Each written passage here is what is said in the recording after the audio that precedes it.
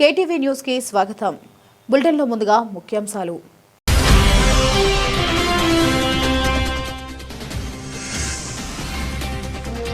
అమరావతి లాంటిపోతులోకి వచ్చిన మరో 1.5 కిలోమీటర్ల స్పీడ్ యాక్సిస్ రోడ్డు పనులను ప్రారంభించిన మంత్రి నారాయణ.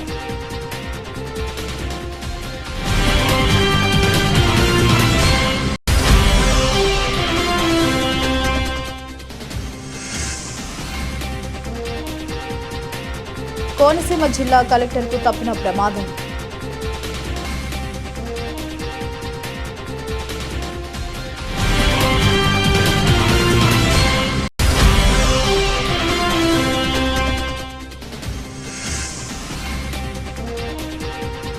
రాజముద్రతో కూడిన పట్టాదారు పాస్ పుస్తకాల పంపిణీ సక్రమంగా జరిగేలా చూడండి. సిఎస్.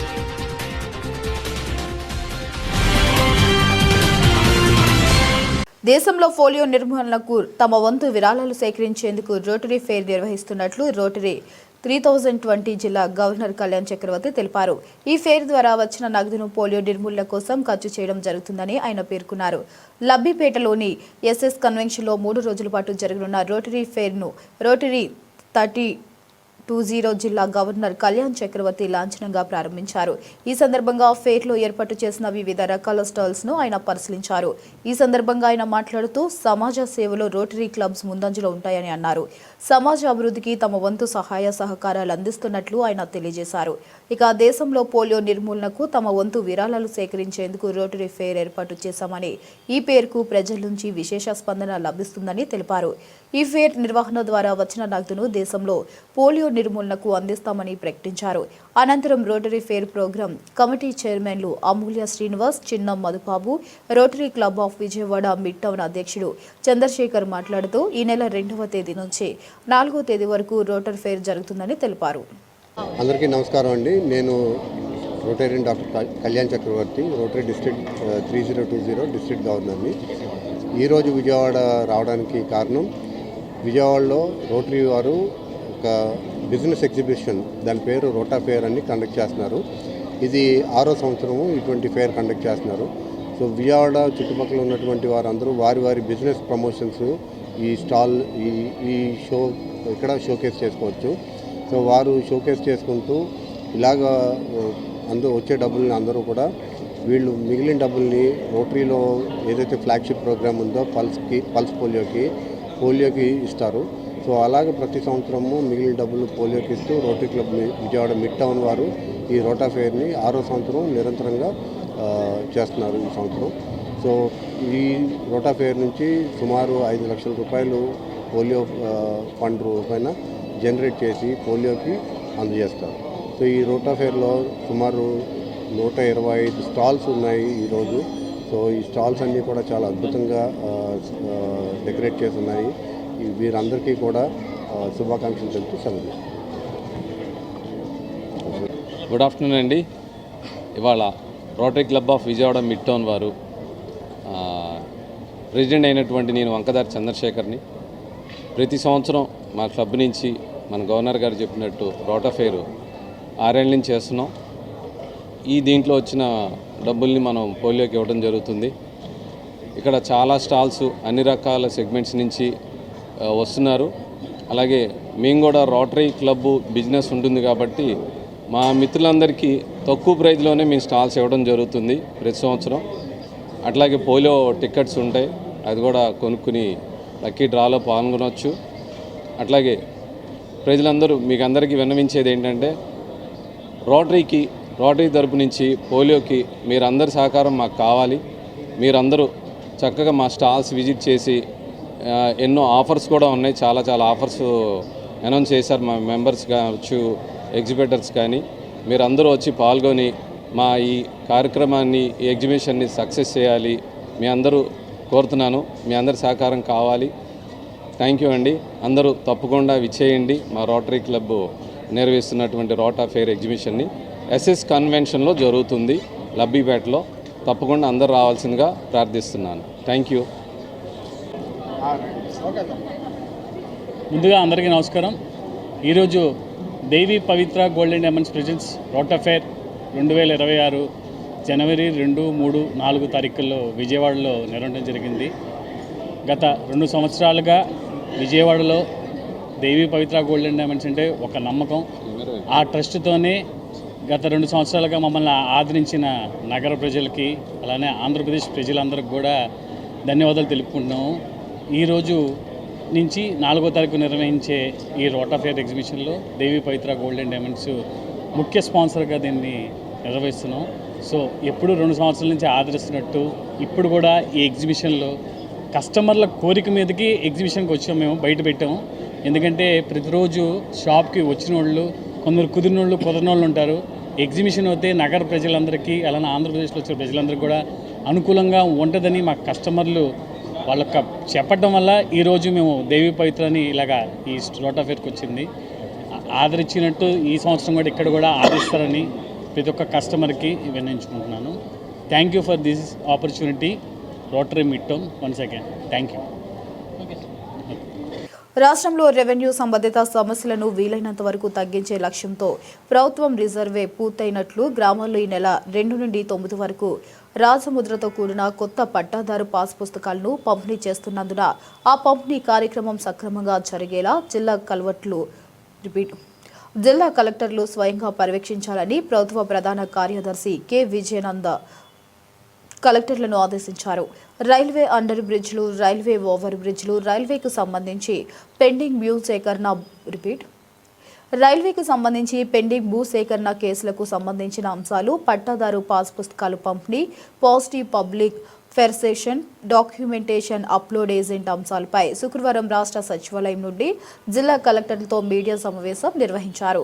ఈ సందర్భంగా సీఎస్ మాట్లాడుతూ పాత పట్టాదారు పాస్ పుస్తకాల స్థానాన్ని రాజముద్రతో కూడిన కొత్త పట్టాదారు పాస్ పుస్తకాల పంపిణీ చేపట్టడం జరిగిందని, ఏడాది పాటు ప్రతి నెల ఈ పాస్ పుస్తకాల పంపిణీ కార్యక్రమాన్ని నిర్వహించి భూమి ఉన్న ప్రతి రైతుకు ఈ కొత్త పట్టాదారు పాస్ పుస్తకాలను అందించడం జరుగుతుందని తెలిపారు.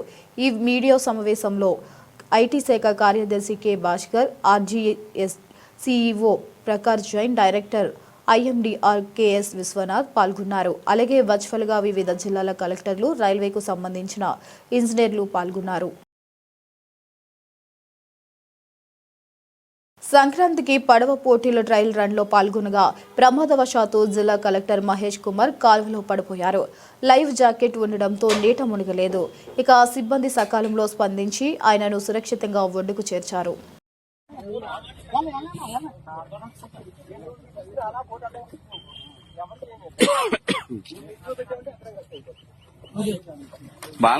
ఫోటోలు బాగానే వస్తున్నాయి.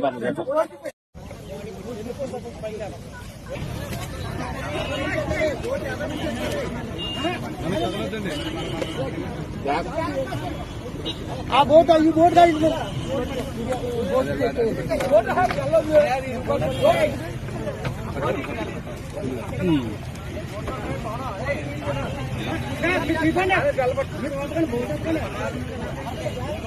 బోట్ చెప్తారా? తిరుమల పరకామణి కేసుపై ఏసీబీ డీజీ అతుల్ సింగ్ పలు కీలక వ్యాఖ్యలు చేశారు. ఈ కేసు కోర్టు పద్ధతిలో ఉన్నందున పూర్తి సమాచారం చెప్పలేమని తెలిపారు. కానీ కోర్టు డైరెక్షన్ ప్రకారమే కేసు విచారణ కొనసాగుతుందని స్పష్టం చేశారు. ఏసీబీ దృష్టికి వచ్చే ఫిర్యాదుల్లో తమ ప్రధాన కార్యాలయంలో చర్చించి ఆ తర్వాత ప్రాధాన్యతను బట్టి దాడులు చేస్తామని వివరించారు. మీడియాతో మాట్లాడుతూ కేసు బుక్ చేసిన తర్వాత విచారణ మొత్తం పూర్తి చేయడానికి 15 రోజులు పడుతుందని, సిబ్బంది తక్కువగా ఉన్నందున అన్ని కేసులను దర్యాప్తు చేయడం సాధ్యం కావడం లేదని తెలిపారు. చిన్న అమౌంట్ ఉన్న కేసులు ఉంటే ఆయా శాఖలకే చర్యలు తీసుకోవాలని రాస్తున్నామన్నారు. ఇక పెద్ద మొత్తం డిమాండ్ చేస్తే వారిపైనే తాము ఇప్పుడు దృష్టి పెట్టామని చెప్పారు. గత 4-5 నెలలుగా ఈ విధానాన్ని అమలు చేస్తున్నామని తెలిపారు. ఇండియాలో క్రికెట్ బాగా క్రేజ్ ఉందని, టెండూల్కర్, విరాట్ వంటి వారు త్వరగా అవుట్ అయితే జోక్స్ వేస్తామని, అదేవిధంగా అవినీతి నిర్మూలనపై కూడా ఎవరిష్టం వచ్చినట్లు వారు అటువైపు నుంచి మాట్లాడతారని చెప్పారు. ఇటువైపు కూడా వచ్చి చూస్తే కన్విక్షన్ వరకు కేసు విచారణ ఎలా ఉంటుందో అందరికీ తెలుస్తుందని తెలిపారు. వాట్సాప్ గవర్నెన్స్ ద్వారా ఏసీబీకి ఏ విధంగా ఫిర్యాదు చేయాలనే దానిపై ప్రజలకు అవగాహన కల్పిస్తామన్నారు.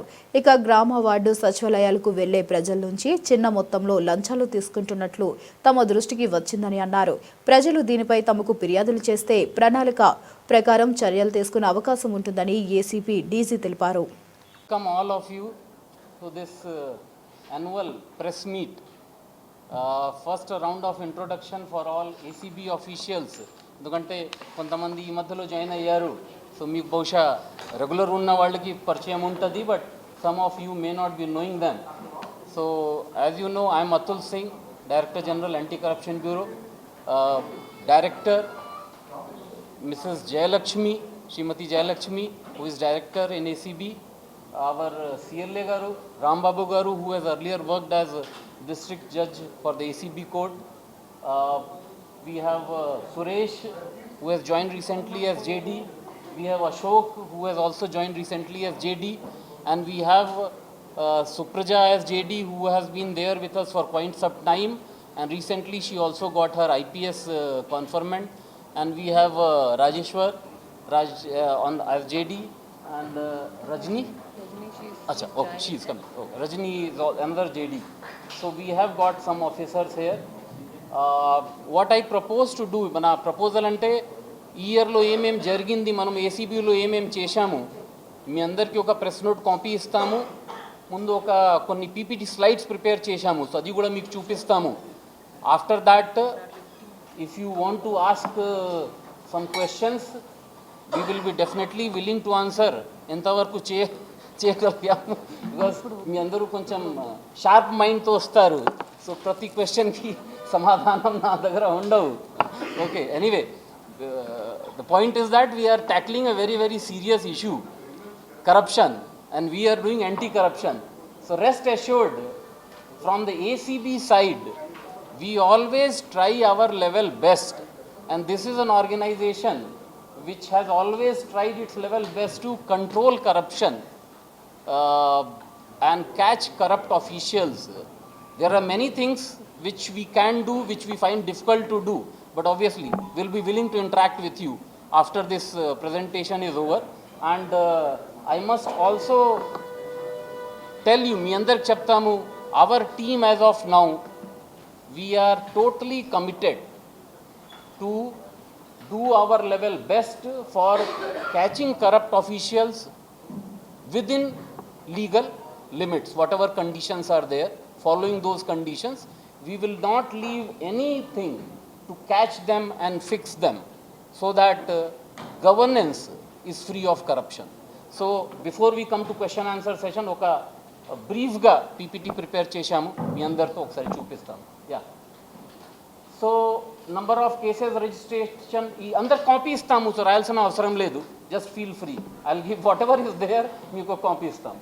ఓకే, అర్హులైన వారందరికీ కొత్త పెన్షన్లు మంజూరు చేయాలని CPM corporator Boya Satyababu demand చేశారు. ఎన్నికల ముందు ఇచ్చిన హామీలను నిలబెట్టుకోవడంలో కూటమి ప్రభుత్వం విఫలమైందని ఆయన ధ్వజమెత్తారు.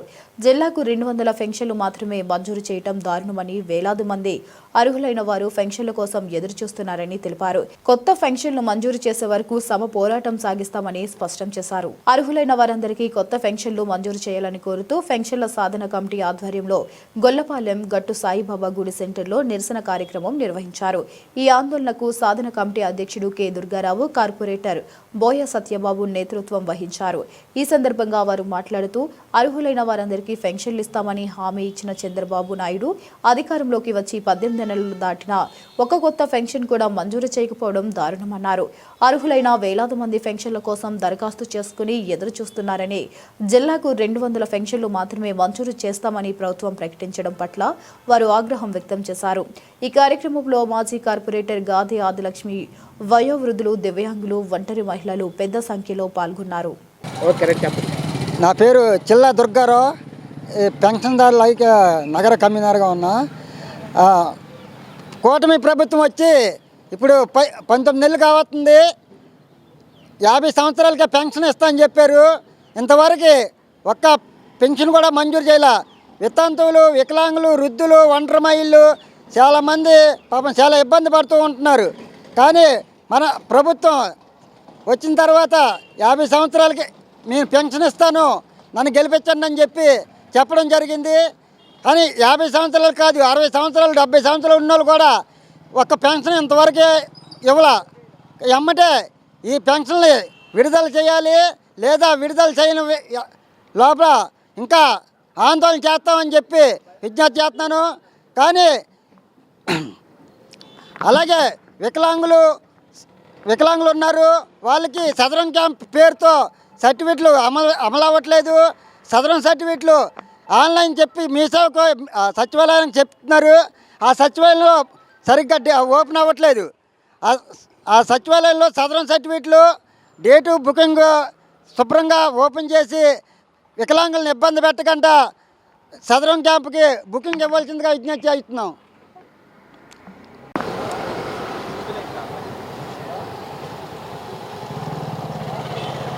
రాష్ట్రంలో కూటమి ప్రభుత్వం మాది సంక్షేమం అభివృద్ధి రెండు కళ్ళు అని చెప్పారు. ఈరోజు సంక్షేమం అనే కన్ని తెరవట్లేదు ఈ ప్రభుత్వం.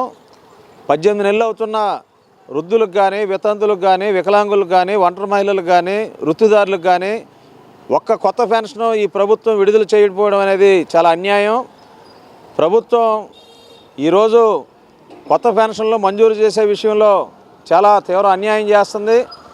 వయసు 50 సంవత్సరాలకే మేము కొత్త పెన్షన్ ఇస్తామని చెప్పి బీసీ, ఎస్సీ, ఎస్టీ, మైనార్టీలకి మేము భరోసా ఇస్తున్నామని చెప్పి మాట ఇచ్చినటువంటి కూటమి ప్రభుత్వం ఈరోజు 60 నుంచి 70 ఏళ్ళు వృద్ధులు పెన్షన్లు రాక మనోవేదంతో మరణిస్తున్నారు. అలాగే భర్త చనిపోయి 3 సంవత్సరాలు అవుతున్నా కొత్త పెన్షన్ రాక ఆ కుటుంబాలు దీనావస్థలో ఉన్నాయి. మంచం పట్టినటువంటి వికలాంగులకి పెన్షన్లు ఇంతవరకు రిలీజ్ కావడం లేదు. రాష్ట్ర వ్యాప్తంగా 10 లక్షల మంది పైన ఈ పెన్షన్ల కోసం ఎదురు చూస్తున్నారు.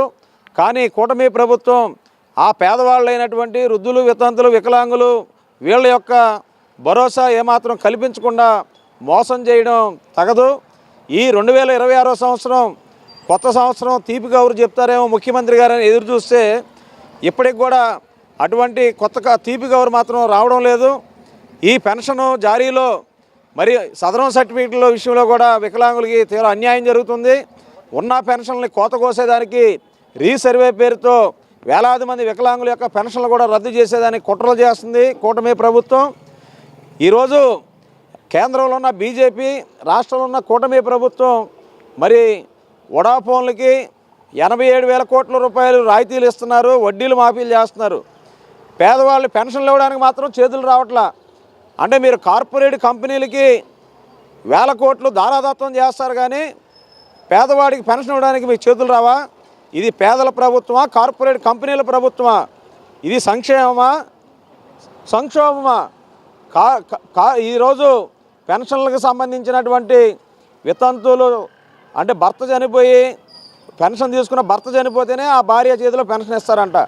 అంటే ఈరోజు ప్రభుత్వం కొత్తగా ఎవరైనా చనిపోతే తప్ప పెన్షన్లు ఇవ్వరా? పెన్షన్లు ఇవ్వాలంటే మనుషులు ఉన్నవాళ్ళు చనిపోవాలా? బతుకుండగా పెన్షన్లు ఇవ్వడం ప్రభుత్వానికి చేత కాదా?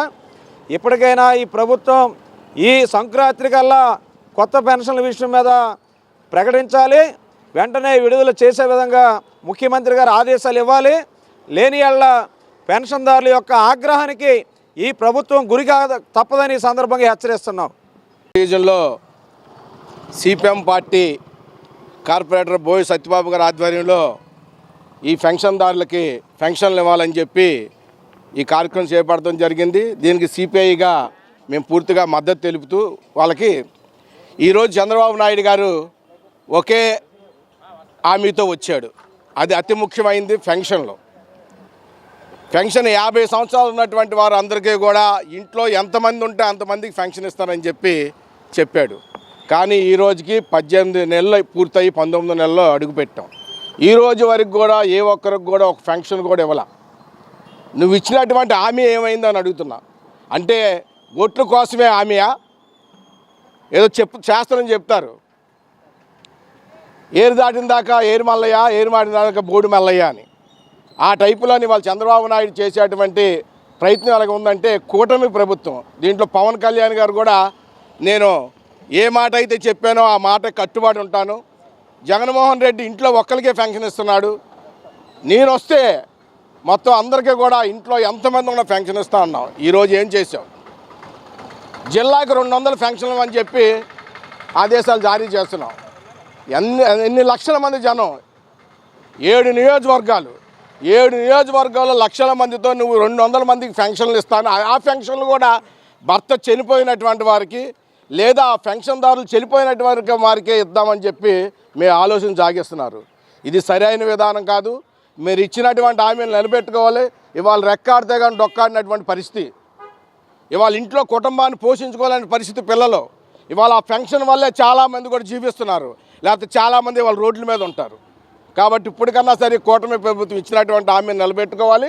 ప్రతి ఒక్కరికి కూడా, అది వికలాంగులుగా, వితంతులుగా, వృద్ధులుగా అందరికి కూడా నువ్వు ఇచ్చిన హామీ ప్రకారంగా ఇంట్లో ఎంతమంది అయితే అర్హులు ఉన్నారో ఆ అర్హులందరికీ కూడా పెన్షన్ ఇవ్వాలి. లేని పక్షంలో అన్ని వామపక్షాలు కలిపి ఈ ప్రభుత్వం మీద యుద్ధం ప్రకటిస్తామని చెప్పి తెలియజేస్తూ ఈ అవకాశం ఇచ్చినటువంటి పెద్దలందరూ కూడా విప్లవాభినందనలు తెలుస్తారు. అమరావతిలో అందుబాటులోకి వచ్చిన మరో 1.5 కిలోమీటర్ల స్పీడ్ యాక్సిస్ రోడ్డు పనులు ప్రారంభించిన మంత్రి నారాయణ విజయవాడ నుంచి అమరావతికి వెళ్లేందుకు కరకట్టపై తగిన దూరం కొత్తగా అందుబాటులోకి వచ్చిన స్పీడ్ యాక్సిస్ రోడ్. ఇక గుంటూరు ఛానల్పై నిర్మిస్తున్న స్టీల్ బ్రిడ్జ్ పనులను పరిశీలించిన మంత్రి నారాయణ ఈ నెలాఖరున స్టీల్ బ్రిడ్జ్ పనులు పూర్తి చేయాలని కాంట్రాక్ట్ సంస్థకు మంత్రి నారాయణ ఆదేశాలు జారీ చేశారు. కరకట్టపై వెళ్లే అవసరం లేకుండా త్వరలోనే బ్రిడ్జ్ అందుబాటులోకి తెచ్చేలా చర్యలు తీసుకుంటామని పేర్కొన్నారు.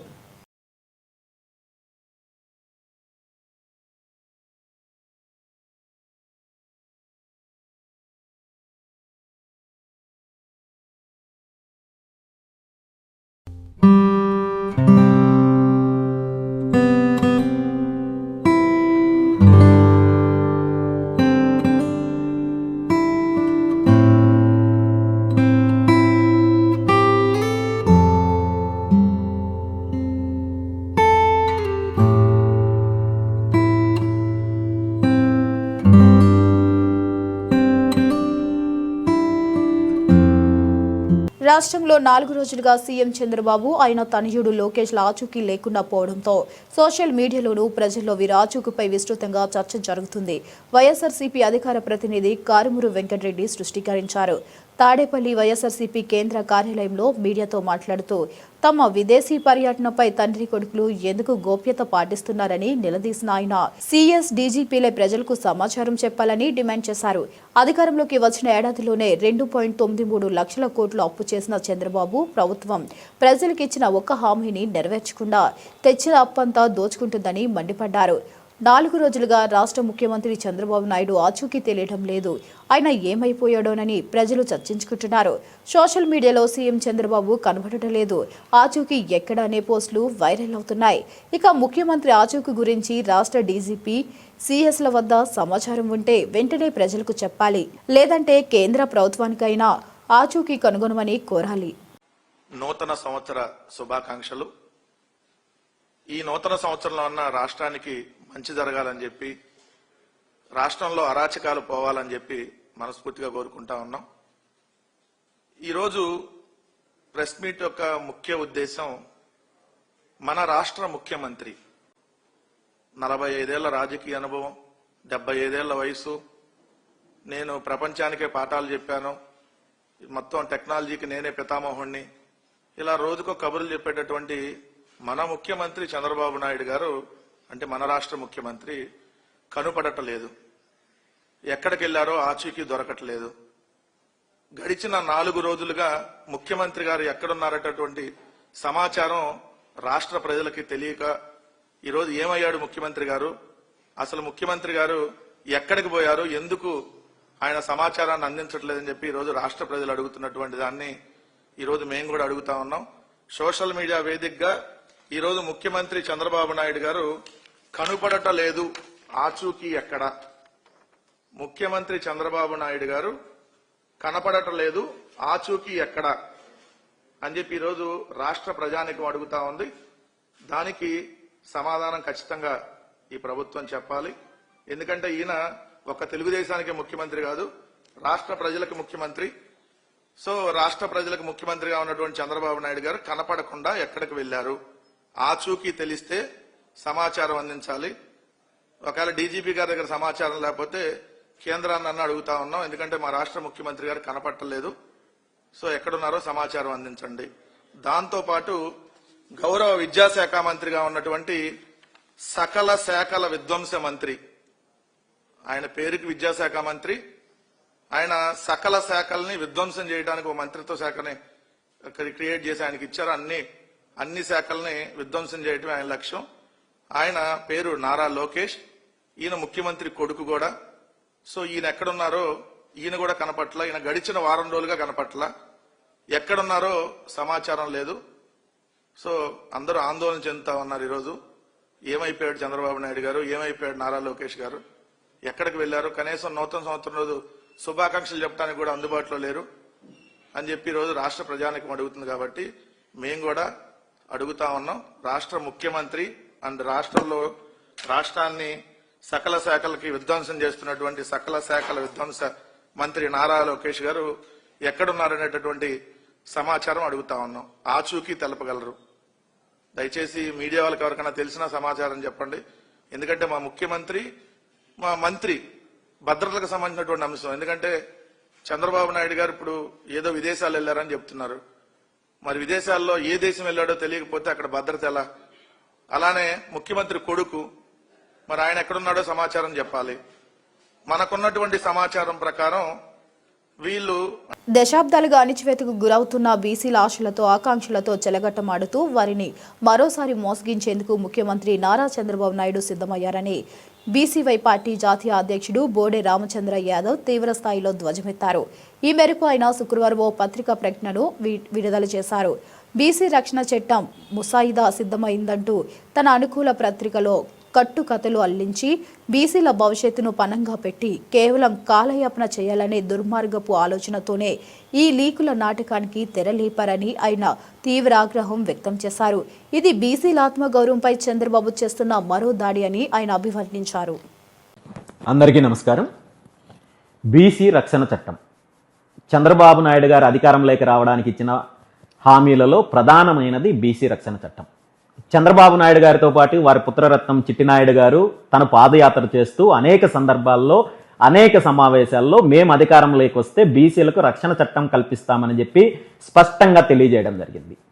తీరా అధికారంలోకి వచ్చిన ఈ 20 నెలల కాలంలో ముఖ్యమంత్రి చంద్రబాబు నాయుడు గారు కానీ, హామీ ఇచ్చిన వారి పుత్రరత్నం కానీ, అదేవిధంగా తెలుగుదేశం పార్టీకి సంబంధించిన నాయకులు కానీ ఎక్కడ బీసీ రక్షణ చట్టానికి సంబంధించి అడుగులు ముందుకు వేయడం కానీ, ఆ అంశాన్ని ప్రస్తావించడం కానీ జరగలేదు.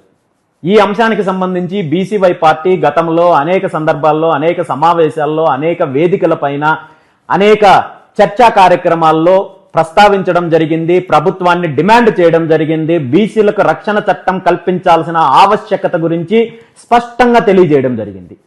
గత కొన్ని రోజుల క్రితం కూడా విజయవాడలో రాష్ట్రంలో ఉన్న బీసీ నాయకులు సంఘాలతో అన్నిటి కలిపి బీసీ మహాసదస్సు ఏర్పాటు చేసి బీసీలకు రక్షణ చట్టం కల్పించాల్సిన ఆవశ్యకత గురించి, అదేవిధంగా అమరావతి ప్రాంతంలో బీసీలకు భూముల కేటాయింపు, అమరావతి రాజధాని నిర్మాణంలో బీసీల యొక్క పాత్ర, దాంతోపాటు బీసీల యొక్క సమగ్ర కులగణన చేపట్టి బీసీలకు 44% రిజర్వేషన్లు కల్పించాలనే ప్రధానమైన అంశాలపైన చర్చించడం జరిగింది. ప్రభుత్వాన్ని స్పష్టంగా డిమాండ్ చేయడం జరిగింది. మీరిచ్చిన హామీని నిలబెట్టుకోవాలని చెప్పి ముఖ్యమంత్రి చంద్రబాబు నాయుడు గారిని డిమాండ్ చేయడం జరిగింది.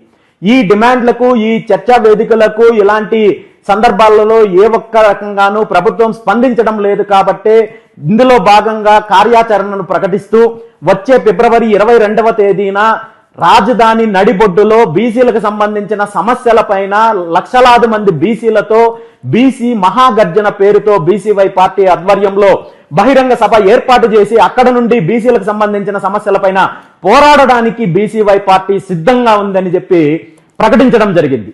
ఈ ప్రకటన తర్వాత ముఖ్యమంత్రి చంద్రబాబు నాయుడు గారు, అధికార తెలుగుదేశం పార్టీ నేరుగా స్పందించకుండా బీసీలలో వస్తున్న మార్పును, బీసీలలో వస్తున్న చైతన్యాన్ని అనగదొక్కడం కోసము కుట్రలకు, కుతంత్రాలకు తెరలేపడం జరిగింది. అందులో భాగంగా ఈరోజు ఉన్నట్టుండి ఈనాడు పేపర్లో ప్రధానంగా మొదటి పేజీలో మొదటి వార్తగా ఒక కల్పిత కథనాన్ని తీసుకురావడం జరిగింది. ఈ కల్పిత కథనం ఏంటంటే, బీసీలపై దాడులకు పాల్పడితే జైలు శిక్ష, బీసీ రక్షణ చట్టం ముసాయిదా బిల్లు సిద్ధం చేసిన ప్రభుత్వము అంటూ ఒక కల్పిత కథనాన్ని రాయడం జరిగింది. ఈ కథనం చూసిన తర్వాత నాకు అనిపించింది ఏంటంటే, ముఖ్యమంత్రి చంద్రబాబు నాయుడు గారు ఈ రాష్ట్రం ప్రభుత్వానికి సంబంధించి హోంశాఖతో పాటు రాష్ట్ర ఆదాయాన్ని బులెటిన్ ముగించే ముందు మరొకసారి ముఖ్యాంశాలు.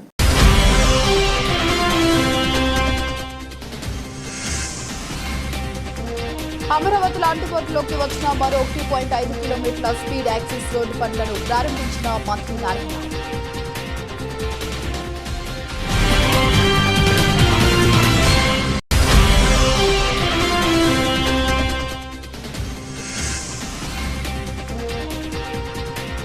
కోనసీమ జిల్లా కలెక్టర్కు తప్పిన ప్రమాదం.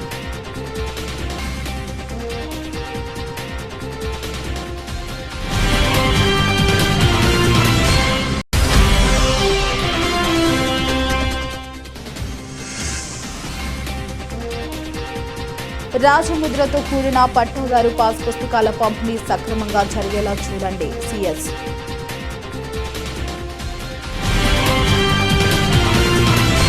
For more updates, keep watching.